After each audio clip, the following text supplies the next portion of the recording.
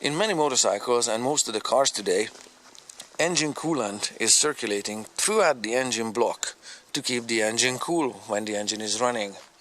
The same engine coolant, which is mostly based on water, also shouldn't freeze while the vehicle is parked. In this video, I'll show you how to check the freezing point of your engine coolant as well as its level. So both of those are very important. The engine coolant itself is a chemical, a mix of antifreeze plus some water. So antifreeze plus water equals coolant. The amount of antifreeze to coolant, or the ratio of antifreeze to coolant, whatever the manufacturers make and market and make available in your country, totally depends on your winter driving conditions in that geographic area. So the engine coolants in Scandinavia are different from the engine coolants that are appropriate in tropical countries. This engine coolant needs to be compatible to aluminum engines, if that's what you have, and they also degrade and deteriorate over time, also due to time and due to exposure to engine heat.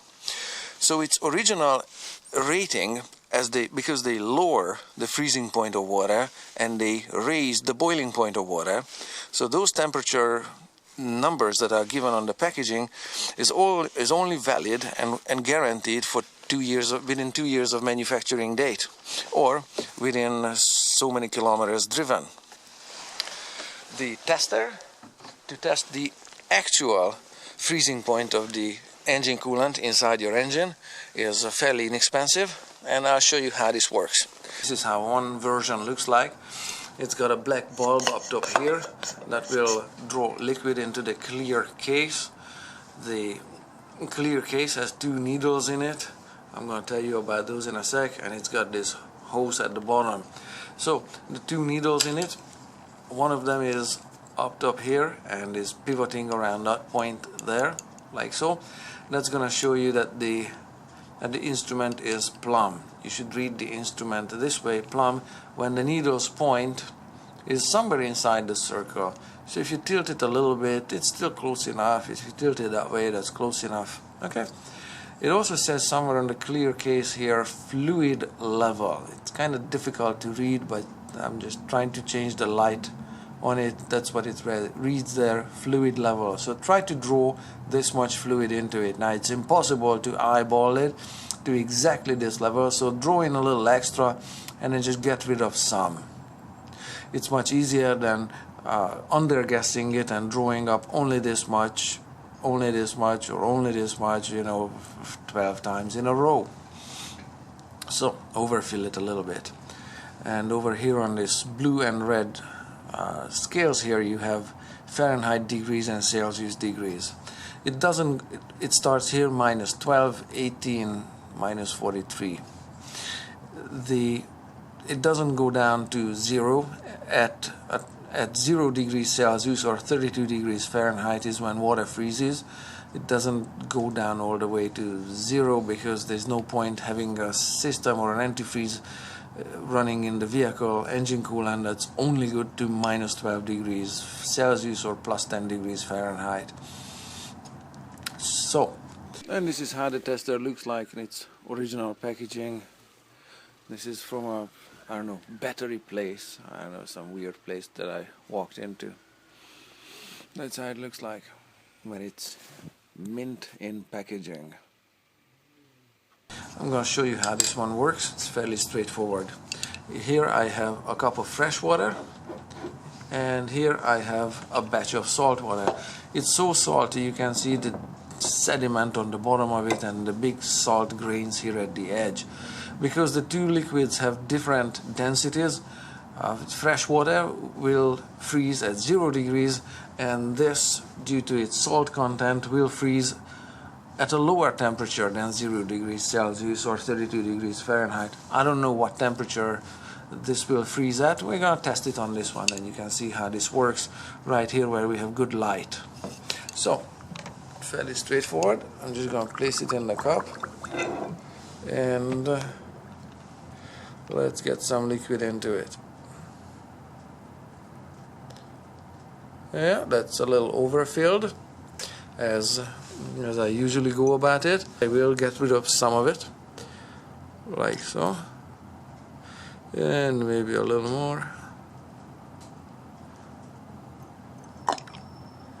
Yeah, that's just about, that's close enough. Okay, we'll go with close enough. All right, that's really there. And you can see that in fresh water, this lower needle, this barely rises. That's why there is no place for a 0 degree mark on it or a 32 degree Fahrenheit, because that's how fresh water behaves. It does not raise this needle. All right, so if you see that on an anti-freeze system or whatever you draw out of your engine coolant system, if the needle is down there, that's bad. You're not going to make it through a typical, depending on your latitude on the earth, but that's bad. That's not enough in North America. Now let's check out this salt water here. So let's see how this thing works in this saltwater bath here. You can see the liquid rising and you can see the needle rising immediately. So let me just set the liquid level by getting rid of some of it. That's pretty close to perfect. So let's take a look at this. This needle is in the circle and is freely moving. That's good. The liquid line is right here at the line on the casing, and you can see that the needle here rose to the negative 45 degrees Fahrenheit or negative 43 degrees Celsius range. So it means the water's freezing point is at least this much, if not lower. I know it's rising and I just said lower, so that's kind of counterintuitive, but that's how the numbers go. As the needle rises, the freezing point is lower and lower. So this is what you want to see in your vehicle, but in North America this is a good range here. If you drive your car in different countries in the world, depending on your climate, you may not need an antifreeze or an engine coolant system that protects your engine to this cold temperatures. Also, I want to mention it that it's not unlimited, you see. It does have a freezing point eventually. So if you want to drive your car to the Arctic Circle, like it was done by the Top Gear team, yeah, you're gonna need some special preparations for driving in extreme cold. So if you don't draw this much liquid into the case, this is what happens. So I'm gonna get rid of some of it. You see the needle still rises, but it doesn't quite rise to the original height. It's gonna give you a wrong reading, a false reading, but this false reading is false in a unique way. It's not gonna tell you a temperature. It's not gonna be making a mistake to the overconfident side. If the level is here, it's not gonna tell you that the actual freezing temperature is lower than what it's actually showing you.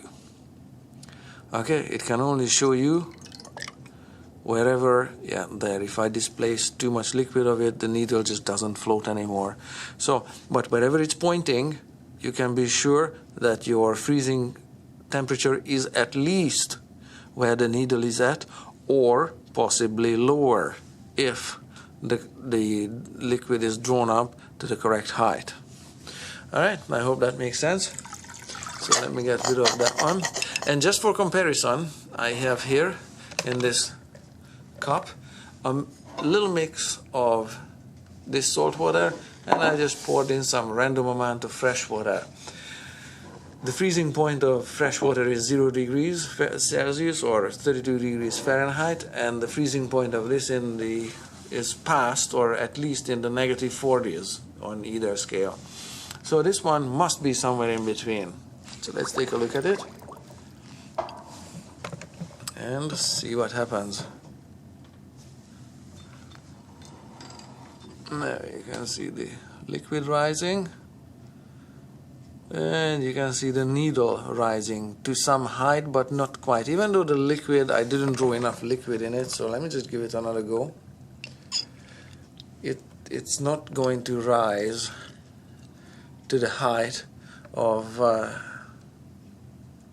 what it reached with the fully salty water. Let me just set the liquid just a little lower. There, that's pretty good. So that's the liquid at the correct height, and that needle point is in the circle, so that reading is as valid as it's going to get. This liquid's freezing temperature is in the between around -20°C or around -5°F. So that's how these work. Fairly straightforward, and that's how liquid level affects the readings, and this is how the quality of the liquids affect the readings that you take with this very simple handheld instrument. Alright, let's take a look at the car, see how it works with actual antifreeze. So the operation from here on is fairly straightforward. On most makes and most models, radiator is up front, so it catches the wind when you're driving forward. Make sure the engine is cold. Not necessarily totally cold to the touch, but especially the radiator cap should be kind of cold, because if the heated engine coolant steams out at you and you get that steam in your face, that's gonna be ouchy. Or if you burn your hands, then what you do is, I also have a rag here, and I have a rag here prepared. It's gonna drip a little bit here and there. So just squeeze the bulb and withdraw some of this antifreeze. It should be green most of the time. It's nice and green and looking like so. I'm just withdrawing the liquid slowly. There, did it fill to the line? Yeah, almost. I want to make sure that it's doesn't have air bubbles in it. Good, so that's a little bit overfilled, but I'm gonna get you a close-up. I'll just get rid of some of it. There, which looks like so. Maybe it's still just a touch too high. Whatever, close enough, but you can see that the needle is all pointing into the and past the -45, just like with the salt water. So this one is flawless. This one is good. It's only -13 out here, or -9, whatever. And just put the antifreeze back in. Also make sure you have enough antifreeze in the system. And then don't forget to put the radiator cap on. If you do forget the radiator cap, you're gonna be sorry real soon. There, it goes back on with a little pressure and it has to be pushed down. So having been satisfied that the engine coolant's freezing point is sufficiently low enough for the climate you live in, then checking the level is fairly straightforward. Follow this radiator cap. There is this hose attached to it. It tucks under that plastic piece and it ends up here at the overflow or reservoir. Now, you may have a dipstick attached to the... have a rag handy too. May have a dipstick attached to the cap, just like so, with marks F for full and L for low, such as this. F for full and L for low, and you can see that green engine coolant discoloration on it, that it has enough engine coolant in this system. If you don't have a dipstick like this, then what manufacturers do is, and for this you may need to remove this hose from the reservoir. Do it carefully, because the plastic could be old and brittle. This little bit of inlet plastic pipe there that attaches to the rubber hose, and this spring clamp compresses with just bare hands like so. That's all there is to it. And then maybe do a few turns like so. That's how you pull this rubber hose off the reservoir. You will have level lines on the reservoir itself. Again, F for full, R for low, and needless to say, check it upright, like so, something like that. So either which way, this is full. There is a third check actually. You should also make sure that this reservoir is clean inside and out, but most importantly inside. Tendency is that residue and sediment settles here and forms a crud here, and as engine coolant is periodically withdrawn from this reservoir by the engine as needed, as the engine coolant expands and contracts, this can be washed into the engine, so clean this as well.